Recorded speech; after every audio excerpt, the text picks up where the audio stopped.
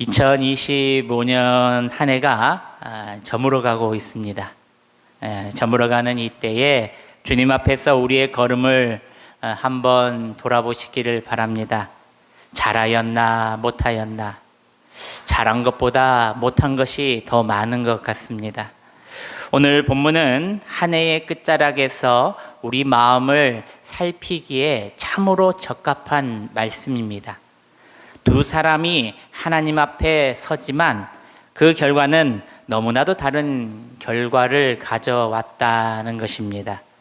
세상 가운데 외적으로 훌륭한 바리새인과 죄인으로 불렸던 세리, 그러나 하나님께서 의롭다 인정받은 사람은 의외였습니다. 바로 죄인이었던 세리였다는 것입니다. 여러분, 오늘 이 말씀을 통하여 하나님이 기뻐하신 사람은 누구인가? 진정한 외로움은 무엇인가? 진정한 의로움은 무엇인가? 우리가 하나님 앞에 어떤 모습으로 서야 하는가를 말씀을 듣고 깨달으시기를 바랍니다. 첫째로 바리새인들의 신앙은 형식만 남은 신앙이었다는 것입니다. 우리 11절, 12절 말씀을 스크린을 보시면서 함께 다시 한번 봉독합니다. 11절, 12절 시작.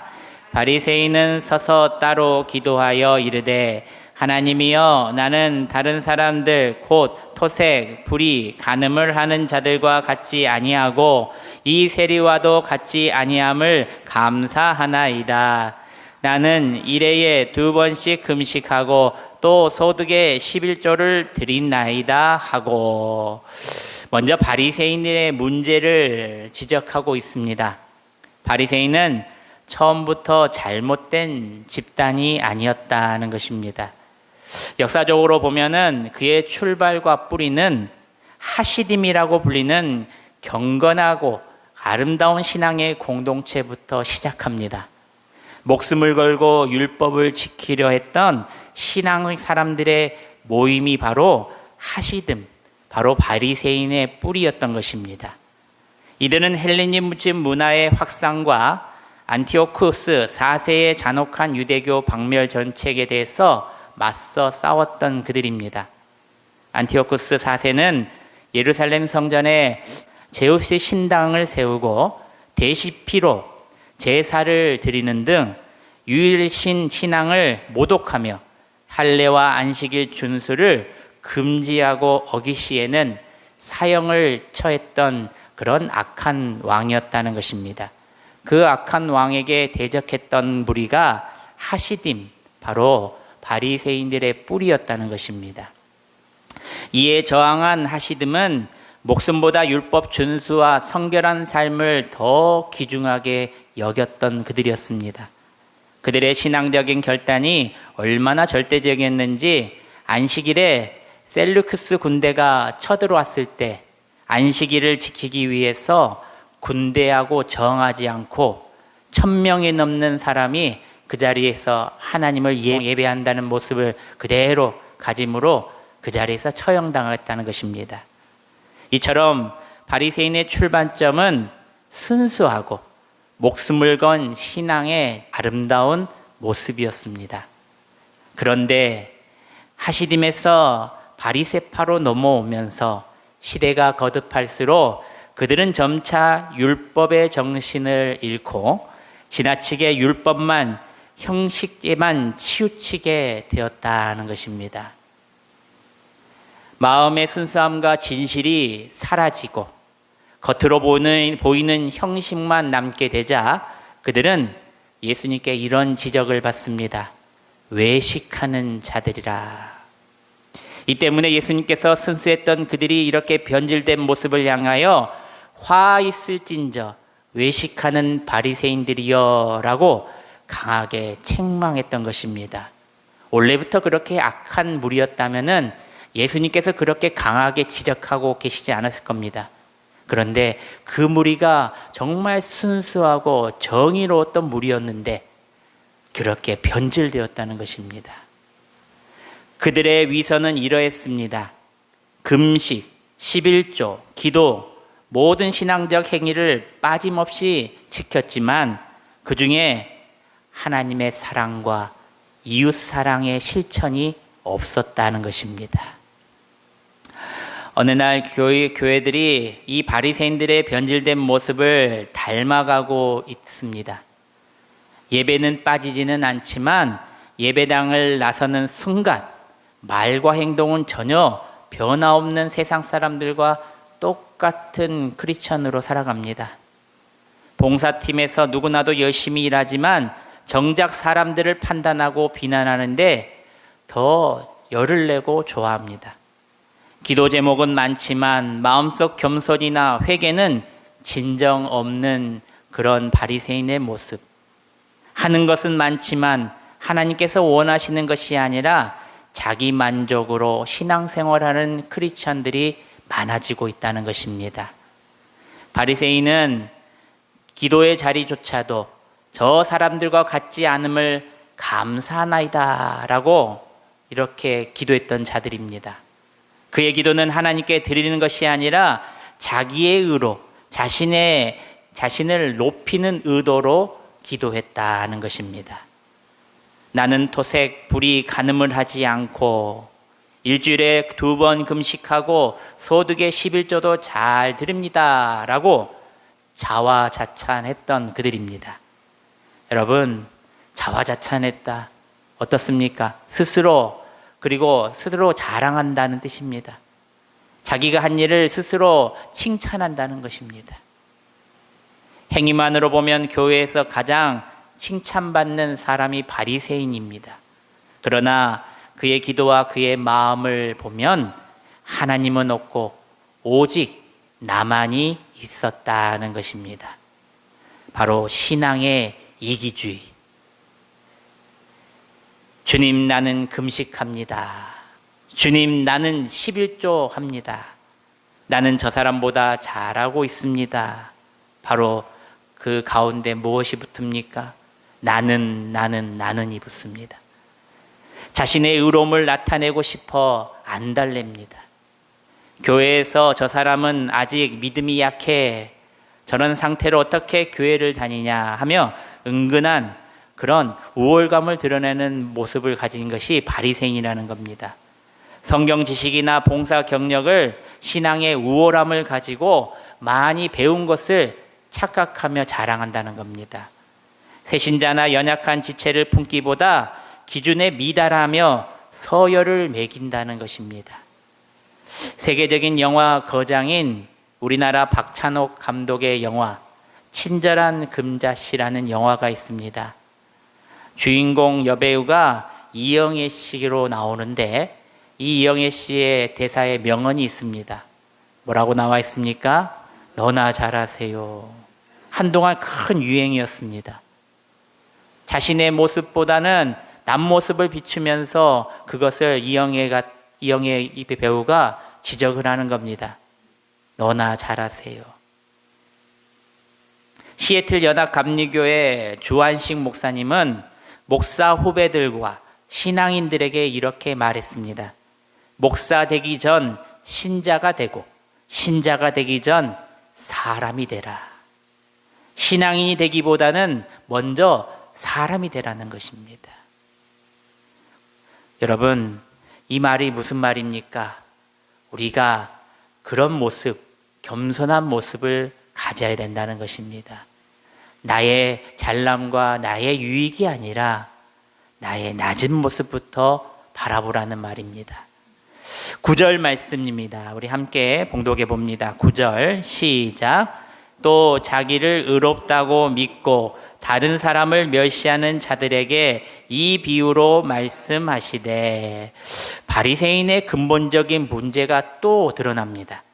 바로 비교하는 신앙입니다. 그들은 하나님의 기준이 아니라 인간의 기준으로 사람을 평가했습니다.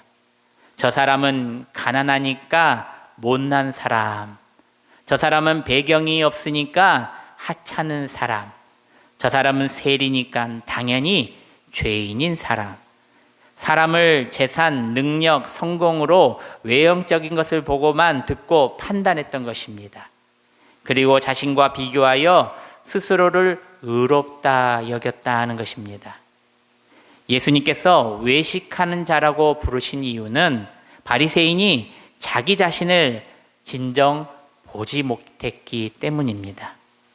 오늘날 비유로 말하면 본인의 영적 문제를 회피하고 다른 사람의 작은 실수를 크게 보며 지적하는 모습을 보였기에 누군가 회복하려고 할 때 도와주기보다 과거의 기록을 모두 가져와 정죄하는 태도를 가졌던 것입니다.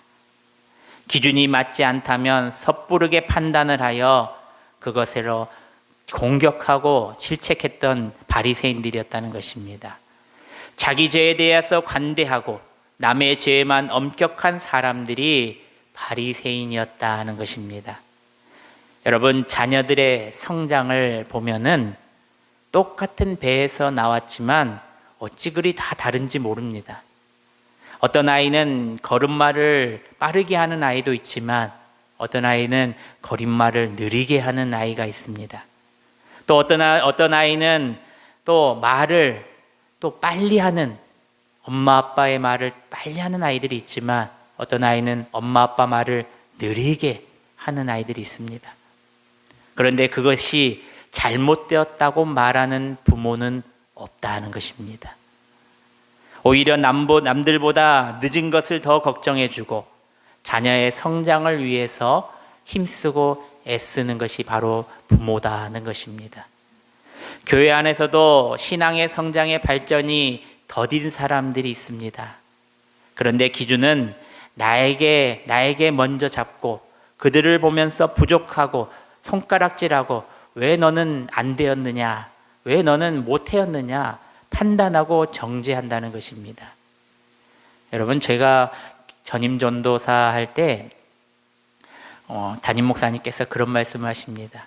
우리 교회 일을 다 배우려면은 한 6개월 정도를 아마 이렇게 배워야 될 거야, 이렇게 말했습니다. 그래서 저는 그랬습니다. 목사님, 저는 배움이 더딥니다. 저는 못해도 8개월 아니면은 10개월은 줘야지 이 모든 교회 일을 배울 것 같습니다 라고 말했더니 저희 선임 목사님이 저희 친한 형님이었는데 3개월이 될 때, 야, 너는 왜 이것도 못하냐, 너는 왜 저것도 못하냐, 야, 3개월이면은 나는 다 했다, 이렇게 저한테 말하는 겁니다. 그래서 우리 담임 목사님이 6개월이라고 말하는 것이 더 좋은 말이었구나, 이렇게 생각을 했습니다.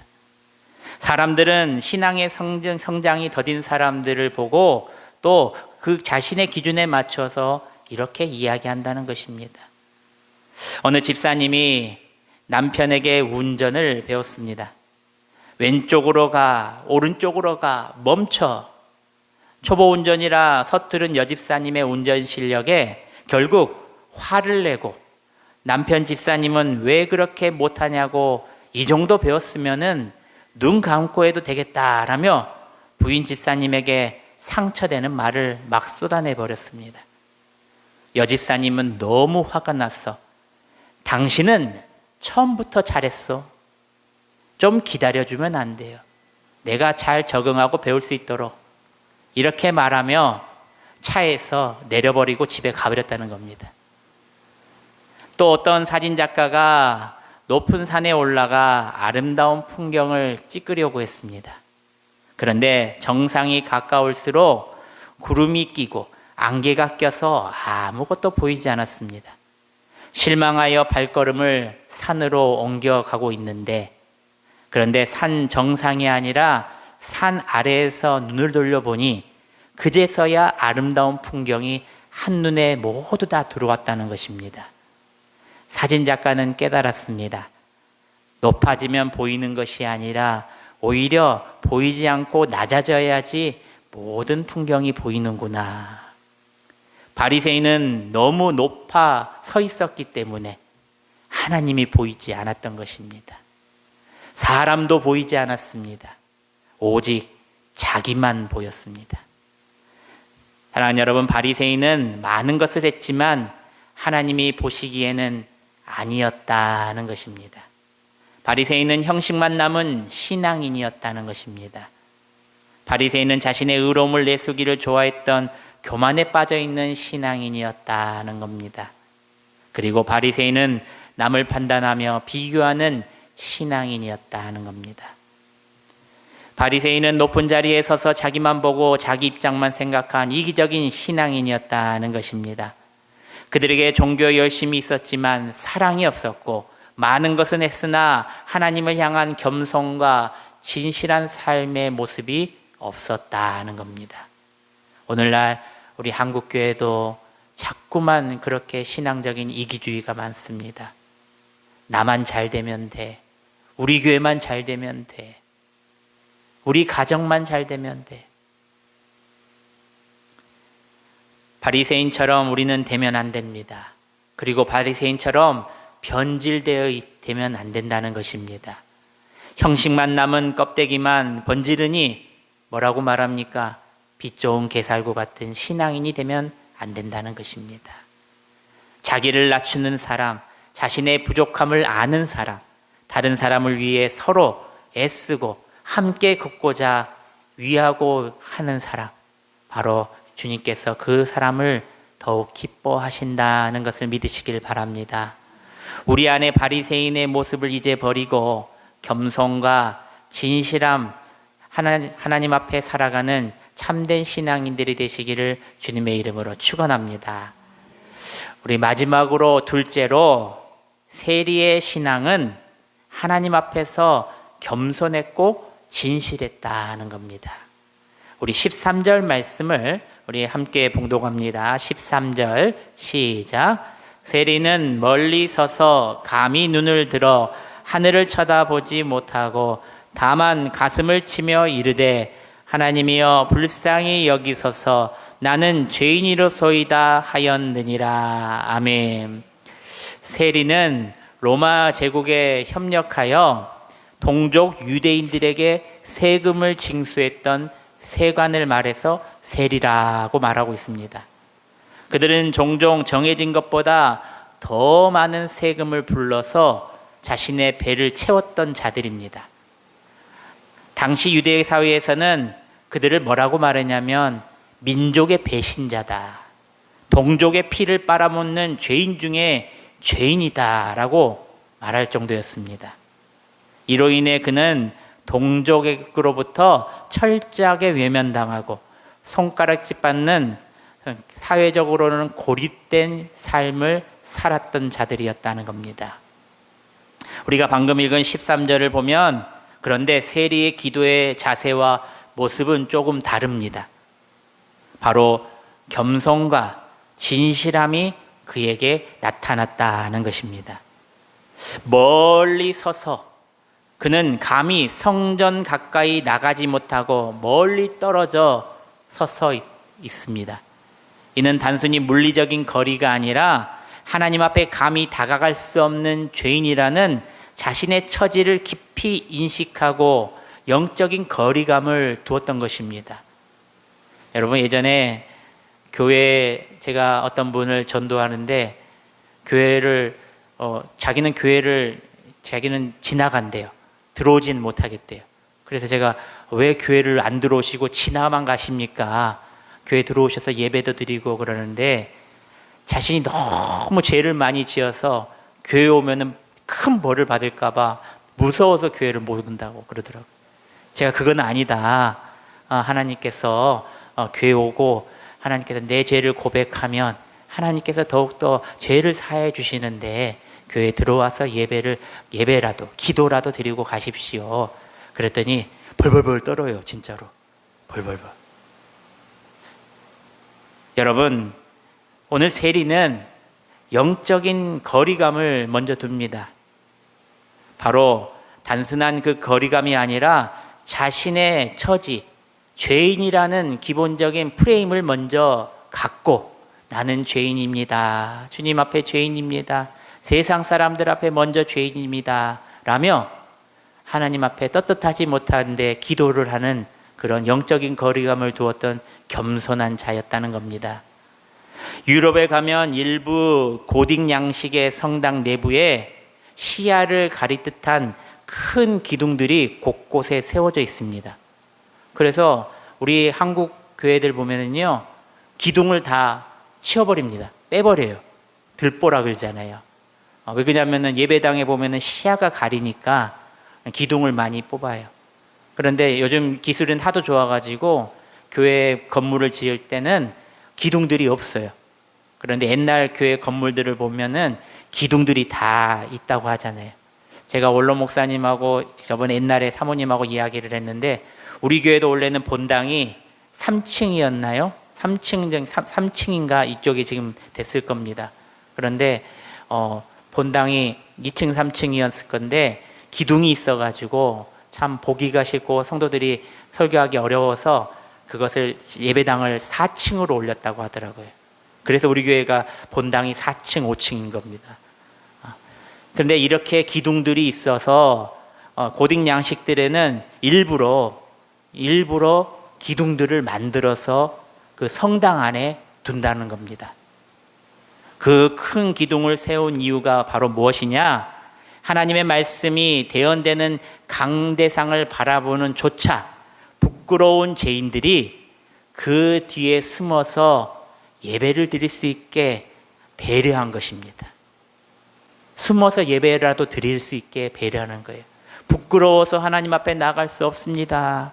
이런 자들이 그래도 본당 안에 그 기둥 뒤에 숨어서 기도하고 하나님의 말씀 듣고 아멘 아멘 하는 그 겸손함, 그 배려를 통해서 건축가들이 그런 유럽의 그런 성당 안에 기둥들을 두게 만들었다는 겁니다. 세리의 자세는 바로 이러한 심정이었습니다. 하나님을 우러러 보지 못한 그 모습은 자신의 죄에 대해 깊은 부끄러움과 참담한 심정을 먼저 보였다는 것입니다. 자신의 가슴을 치며 진실로 기도했습니다. 이는 자신의 죄를 통탄하고 애통하는 꾸밈없는 진실한 회개의 모습을 세리는 보였다는 것입니다. 세상 사람들은 조롱하고 손가락질하지만 하나님 앞에 갔을 때는 나의 진실한 모습으로, 죄인된 모습으로 하나님, 죄인이 왔습니다. 이 죄인을 구원하여 주시옵소서라고 기둥 뒤에 숨어서 하나님께 예배드렸다는 겁니다. 세리는 못난 사람입니다 라고 말하지 않았습니다. 세리는 저는 바리새인보다 못한 사람입니다 라고 말하지 않았습니다. 바로 세리는 오직 하나님 앞에 자신만을 바라보고 자신만을 드러냈던 자들이었다는 겁니다. 그리고 진심으로 고백했습니다. 하나님, 나는 죄인입니다. 우리 교회에 오면은요, 저도 마찬가지입니다. 교회 딱 오면 기도를 하면 하나님, 죄인 왔습니다. 하나님, 세상 죄를 지고 저의 죄를 짊어지고 십자가 지신 그 사랑 감사합니다 라고 고백합니다. 여러분, 이 고백으로 시작해야 합니다. 세리의 모습으로 우리가 주님 앞에 나아가야 한다는 겁니다. 바리새인은 비교 속에서도 자신의 우월감을 느꼈지만 세리는 오직 하나님과 자신 사이에만 서 있었던 것입니다. 사람을 향한 비교가 아니라 하나님 앞에 나를 먼저 드리는 자, 그 모습 때문에 세리는 하나님께 사랑받고 은혜 받았다는 것입니다. 어떤 사람이 세상에서 가장 아름다운 정원을 만들고자 했습니다. 가장 아름다운 꽃이 무엇인지를 그는 고민했습니다. 화려하고 값비싼 수입종, 희귀종의 난초를 모두 아름다웠고, 그는 진정으로 가장 의미가 담긴 아름다운 꽃이 또 있는지를 찾아보았습니다. 어느 날 그는 정원 구석 잘 보이지 않는 곳에서 홀로 피어있는 들꽃 한 송이를 보았습니다. 그 꽃은 화려하지 않았고 향기도 나지 않았습니다. 그 꽃에는 이슬이 맺혀 있었고 흙 속에 뿌리를 깊이 내린 채 햇빛을 향해 고개만 쳐들어 있었습니다. 그런데 그 모습이 얼마나 아름다운지 그 정원사는 깨달았습니다. 진정한 아름다움은 겉모습이나 값어치에 있는 것이 아니라 어두운 곳에서도 이렇게 햇빛을 향해서 고개를 쳐듣는 들꽃이구나.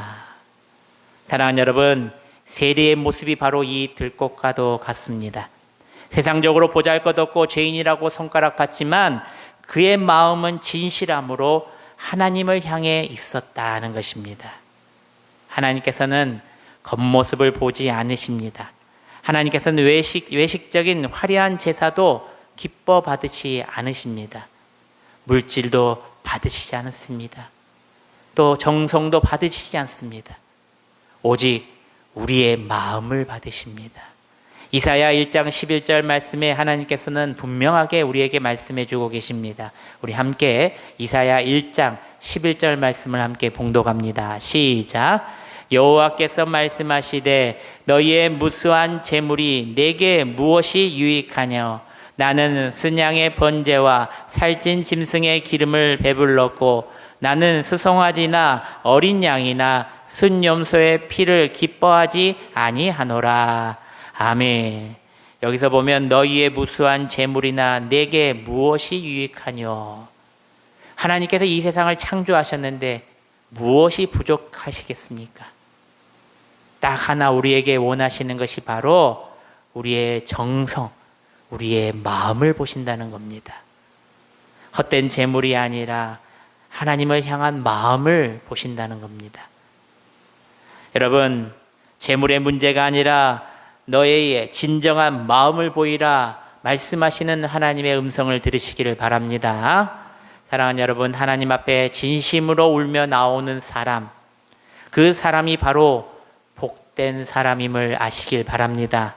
세리는 율법을 잘 지켜서가 아니라 하나님 앞에서 진심으로 자기 자신을 온전히 드렸기에 의롭다 하나님께 인정받았던 것입니다.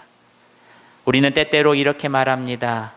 올해 더 기도 못했습니다. 올해도 말씀대로 잘 살지 못했습니다. 봉사도 충성도 너무나도 부족했습니다. 여러분, 하나님께서는 얼마나 잘했느냐보다 너희 마음이 나에게 지금도 향하고 있느냐를 더 지켜보신다는 겁니다. 하나님이 기뻐하시는 신앙은 성취가 아니라 하나님의 향한 내 고백입니다. 그러므로 우리가 하나님 앞에 나아갈 때에 가장 먼저 점검해야 할 것은 내가 얼마나 잘했는가가 아니라 내 마음이 지금도 하나님께로 향하고 있느냐가 중요한 것입니다. 겸손한 세리의 기도처럼 나의 의를 드러내지 말고 하나님의 긍휼함만 구하고 하나님 앞에 바로 서 있는 여러분들이 되시기를 바랍니다. 하나님 앞에 멀리 서 있을지라도 그 자리에서라도 진실하게 고백하는 사람을 하나님께서는 받으십니다. 하늘을 올려다 볼 수 없을 만큼 부끄러워도 그 자리에서 하나님을 찾는 그 영혼을 하나님께서는 가까이 하십니다. 다른 누구와도 비교하지 않고 오직 하나님 앞에서 나 자신을 바라보는 신앙인을 하나님께서는 더욱 기뻐하신다는 겁니다. 세리는 율법적 성취가 아니라 진심 어린 고백 때문에 하나님께 의롭다 여김을 받았던 것입니다. 오늘 우리에게도 그와 같은 은혜가 열려 있습니다. 그러므로 우리는 첫째로 하나님 앞에 진실하게 서 있어야 한다는 것을 기억하시길 바랍니다. 또 하나님 앞에 겸손해야 한다는 것을 기억하시길 바랍니다. 하나님께 마음을 향해서 드리는 삶이 되어야 한다는 것을 기억하시기를 바랍니다. 완벽하게 살지 못해도 괜찮습니다. 좀 부족하면 어떻습니까? 좀 더디면 어떻습니까? 하나님께로 향하여 있는 사람은, 하나님께로 향하여 있는 교회는 하나님께서 사용하시고 하나님께서 가까이 하신다는 것을 믿으시기를 바랍니다. 사랑하는 여러분, 말씀을 맺습니다. 2025년 한 해도 주님께서는 우리를 잘 인도해 주셨습니다. 그러나 우리는 부끄러운 모습이 참으로도 많았습니다. 그래도 너무나도 감사한 것은 오늘 말씀에서도 괜찮다라고 말씀하는 겁니다. 왜냐하면 우리 주님은 세리 같은 자를 오늘도 찾고 계시기 때문입니다. 실패한 마음 그대로, 연약한 모습 그대로, 죄인된 모습 그대로 주님 앞에 나오면 주님은 우리를 품어주시고 싸매어주시고 위로하시고 새 힘을 얻게 해주신다는 것을 믿으시기를 바랍니다. 2025년 끝자락에서 우리가 바리새인의 자리에서 이제는 내려와 세리의 자리로 낮게 그리고 진실하게 하나님 앞에 나아가 하나님께 귀한 복을 받고 하나님께 귀하게 쓰임받는 2026년 또 돌아오는 한 해 되시기를 주님의 이름으로 축원합니다. 기도하겠습니다.